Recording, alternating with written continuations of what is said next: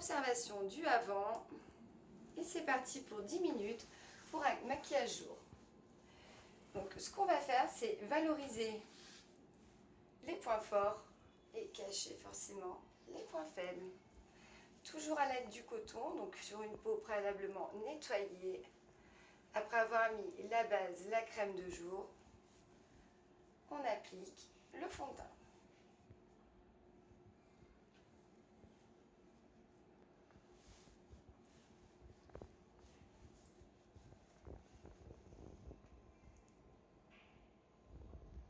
Voilà, vous allez fermer vos yeux délicatement.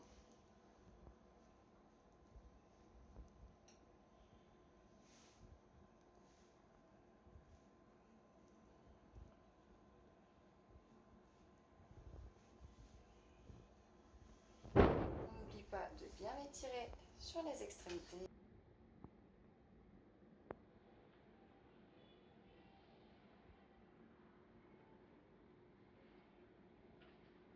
À partir du moment où vous pensez que tout est suffisant,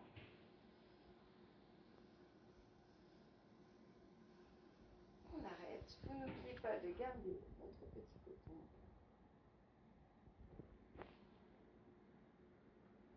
Voilà, qu'on met de côté. On part ensuite sur notre anti-cerne. Donc c'est la même base que dans un maquillage jour classique.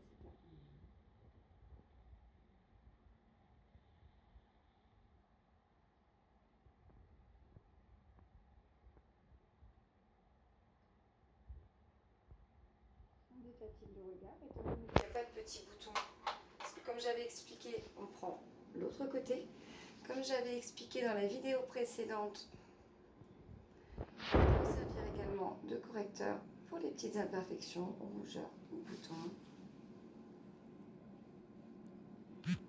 Donc la différence avec la pommature, c'est que je ne suis pas montée sur le dessus de la paupière. Étant donné qu'il ne faut pas trop charger pour ne pas accentuer toutes les petites ridules. On repart avec les pinceaux, donc pareil, préalablement nettoyés. Et nous allons partir sur des couleurs relativement claires.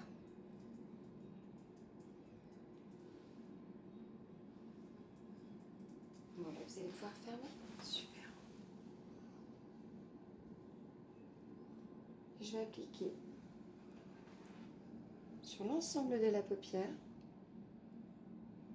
On avait évoqué, je rappelle, paupière fixe, paupière mobile.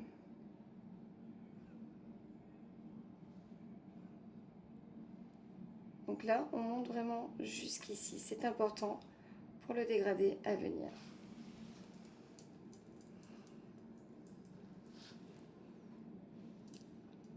On dépose toujours. On va faire la même chose.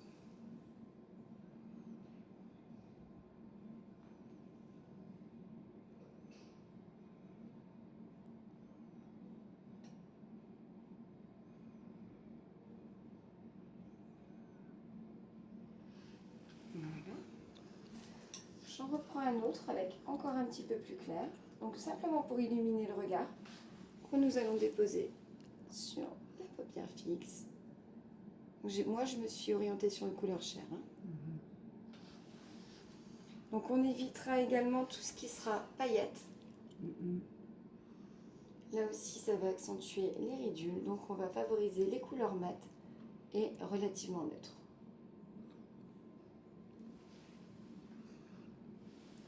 Une fois que l'application est homogène, on passe sur le plus foncé.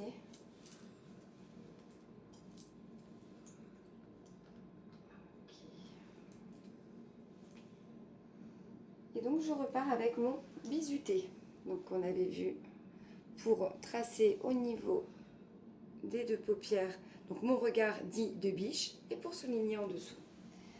Donc toujours pareil, des couleurs pas trop foncées.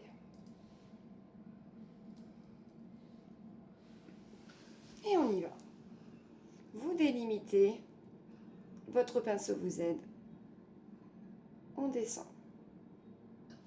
Puis, on accentue sur la jonction entre les deux paupières. Vous allez venir étirer votre couleur. Et là, c'est parfait. Vous reprenez et on répète ça de l'autre côté.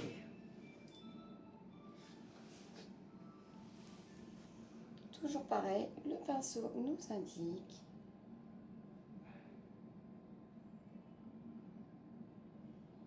Et on étire.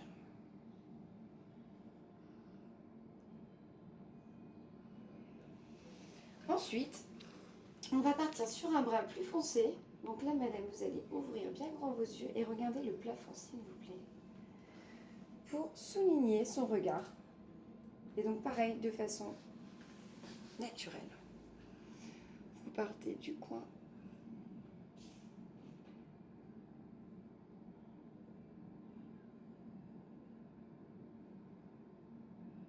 Donc c'est un peu comme en couture. Là, c'est un patron. C'est-à-dire qu'après, il y aura forcément vos finitions.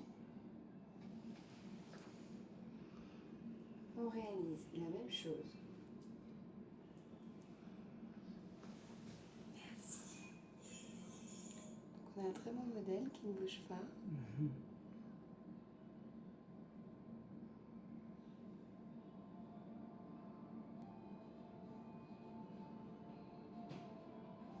Voilà, là je vérifie, je ne suis pas très satisfaite. Je ne sais pas si vous voyez ce débordement, donc on va en parler justement, parce que ça peut arriver également dans la salle de bain. Vous prenez le gros plumeau, on va enlever ce qu'il peut y avoir de superflu sur le haut des pommettes. On reprend notre anti-cerne. Donc là on attaque légèrement la finition. Et donc avec l'anti-cerne, voilà, on va pouvoir redessiner.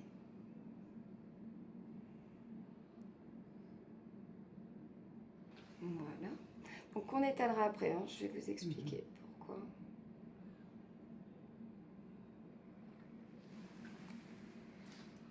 On n'oublie pas les petits sourcils. Donc après c'est pareil, le cas de l'un n'est pas le cas de l'autre. N'est pas le cas de l'autre, pardon.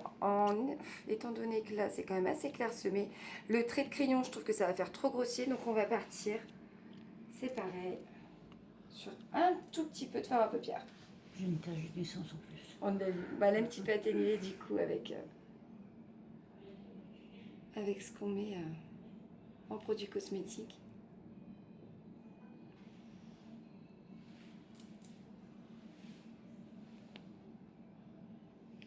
Donc étant donné que... Alors là, donc vous pouvez comparer. Donc forcément, comme madame a fait couleur et mèche chez nous au préalable, je sais qu'elle est sur une base de 7-9.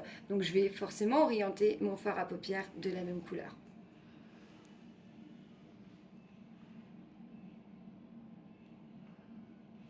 Donc aucun problème de débordement parce que vous êtes sur des choses très naturelles.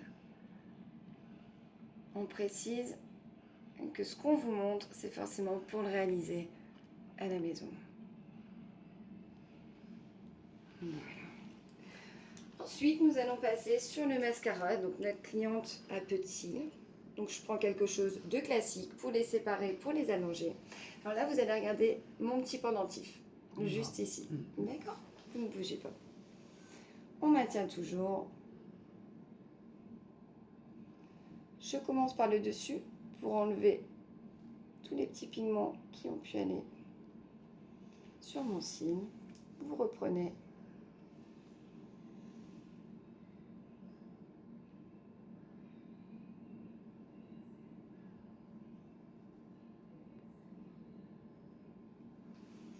Et on répète l'opération.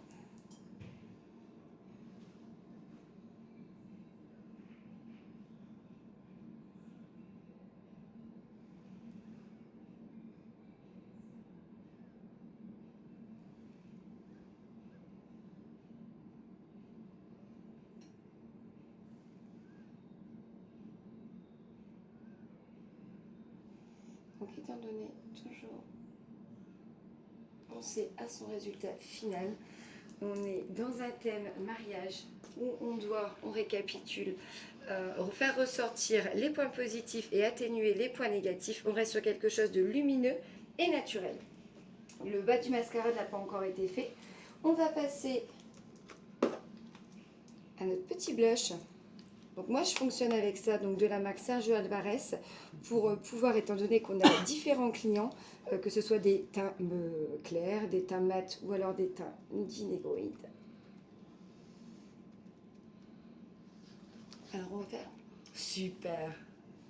Voilà, pour rehausser la paupière. Je vous avais expliqué aussi que pour ce qui est terre de soleil, je travaillais aussi avec le 3. C'est plus simple. Quand j'explique à ma cliente, elle le comprend mieux également. Je regarde si pour moi forcément c'est homogène. C'est très bien, vous pouvez relaisser votre visage. On finit avec la terre de soleil. Donc là je suis partie sur quelque chose d'abricot parce que ma cliente n'a pas forcément un teint très blanc. Non. Que je vais venir répartir un petit peu partout. Donc là j'ai commencé mon haut de 3, hein, c'est parce qu'après moi j'ai forcément mes habitudes. On assiste au niveau des maxillaires, pommettes. N'oubliez pas de descendre. Alors pour celles qui vont maquiller autour d'elles, on n'oublie pas non plus donc, que ce soit les oreilles, le derrière, et de demander à sa cliente ce qu'elle aura comme tenue le soir pour éventuellement faire le décolleté.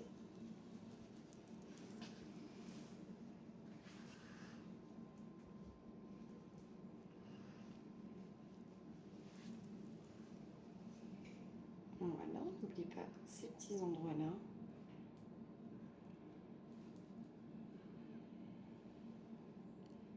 Donc comme vous avez fait le 3, n'oubliez pas non plus cette partie-là. Hein.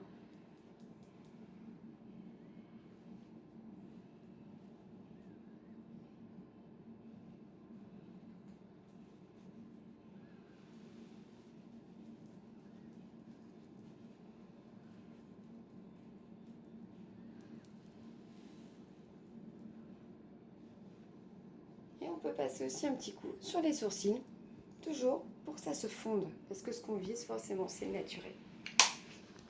Alors mesdames, je vais vous demander de regarder très en l'air pour que je dépose le mascara sur le bas.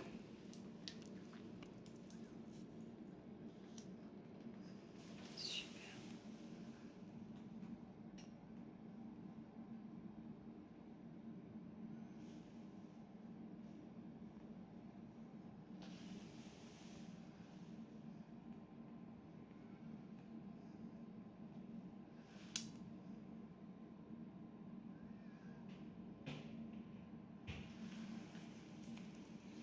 Vous reprenez le petit coton et on va venir tamponner parce que j'avais un souci de finition.